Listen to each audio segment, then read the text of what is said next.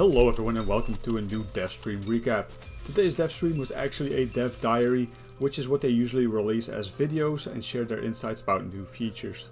But today it was live and there wasn't much Q&A, we only received the first info about Season 16. Season 16 will be called Chronicles Damnation and will have a battle pass of 50 levels. The new season will be starting next Wednesday the 9th and I'm going to have to start the video with 2 disappointments. First off, the trailer for the new season isn't released yet. It is scheduled for the 7th, which is next Monday. I'm not sure where the logic comes from of releasing a trailer only 2 days before the season, but that's one. And second, we are not getting any double experience anymore this season.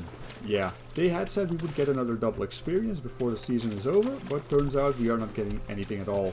No explanation is given, nothing, and it looks like the stream where they said there would be one is removed. Stream 89 is not to be found anymore, which is sad because the season is ending a week sooner than a full 3 months. And it's the summer holidays, people are sometimes away of their console for weeks. But yeah, no double experience. I would suggest holding on to your crates until the next season if you are still grinding out for blueprints. More on that later in the video.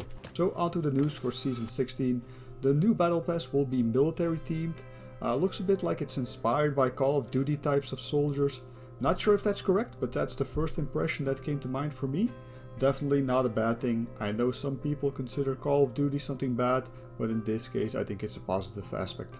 The new season also brings a new weapon, but no new consumable. The new weapon is an LMG, and yes, that is a very weird choice considering the huge problems LMGs have brought to the game in the past year. Yes, it's been a full year since the infamous LMG and jump shot update came to Vigor, and we are still waiting on that weapon overhaul. The new LMG will be a gold tier weapon, the FG42, which is a World War II German LMG.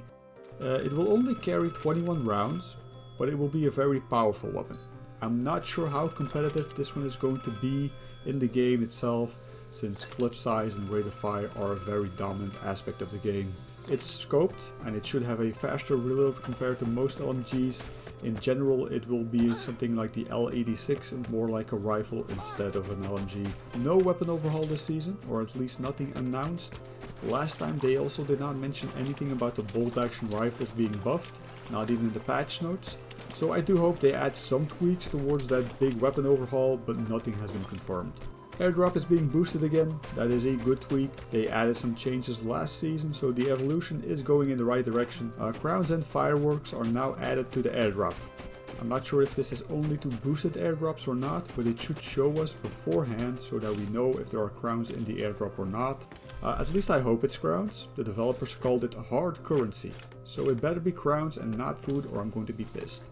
Matchmaking is being improved, but that just means shorter queue times. There is no change to the problem to latency, something I personally hate about this game and complain a lot about. I get put into lobbies after 30 seconds and I get a latency of 120 plus. This basically makes me dashboard if I get it too often and I just go play something else.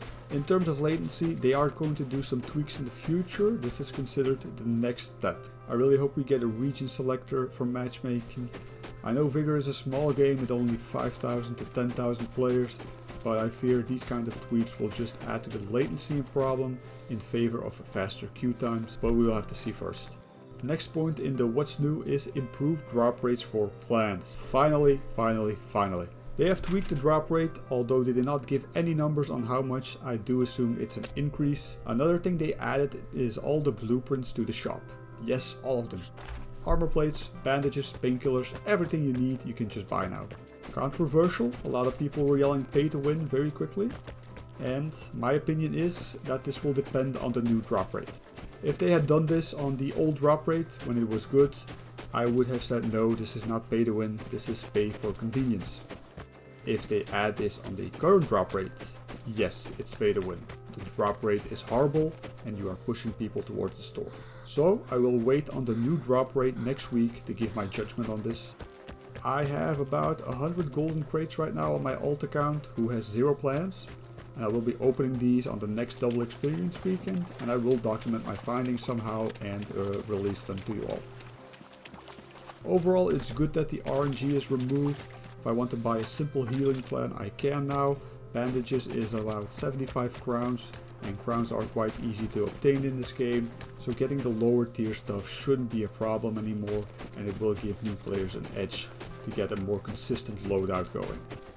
One remark to this whole situation though, this is not an update feature. I know it's listed as what's new, but this was a bug. A mistake made in the past that is now corrected. The store is new feature, but the drop rate is just bug fixing, and it should have been done in a patch weeks ago and not being used to fill an update agenda. This whole scenario is also not a replacement for legacy seasons. We are keeping the legacy seasons and they will not be removed this year anymore. The whole update they had planned around that seems to be taking longer than expected and is being pushed back to next year. New seasonal challenges have been added with new reward, and there should be more looting rewards. The whole thing is RNG of course, so it will depend on your initial roll on what you get. Buried Cache also got a major rework, and this is probably the biggest feature of this update. They are getting rid of the Polaroids in the game and are replacing them with keys. The way it will work now is that instead of finding a picture and having to guess where it is, you will now find a key and then the exact location is marked on your map. When you get the Buried Cache, you will dig up a box and then use the key to unlock it.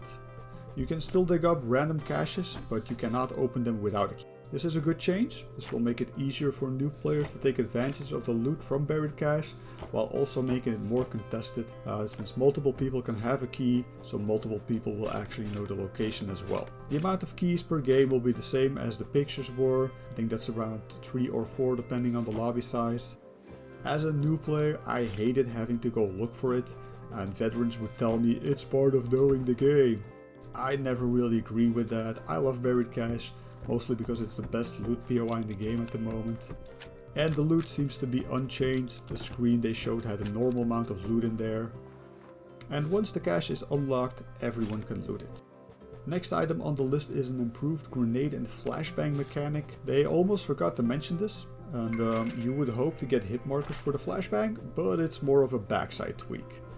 They said it would be more intuitive to throw grenades and the arc should be better to use. Not much more to say on that, so we'll have to see once the update drops what it actually means. New premium packs are added, but they never really show these in the preview build, so we'll have to wait until the release as well.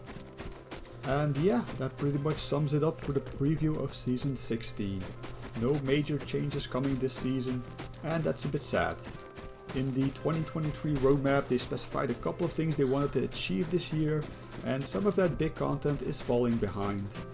The endgame for veterans, we got some airdrop changes, but it's not like that's pushing a lot of the veterans back into encounters as long as they can grind elimination without a risk. No word on the leaderboards changes that they announced, nothing at all, not even a hint at those.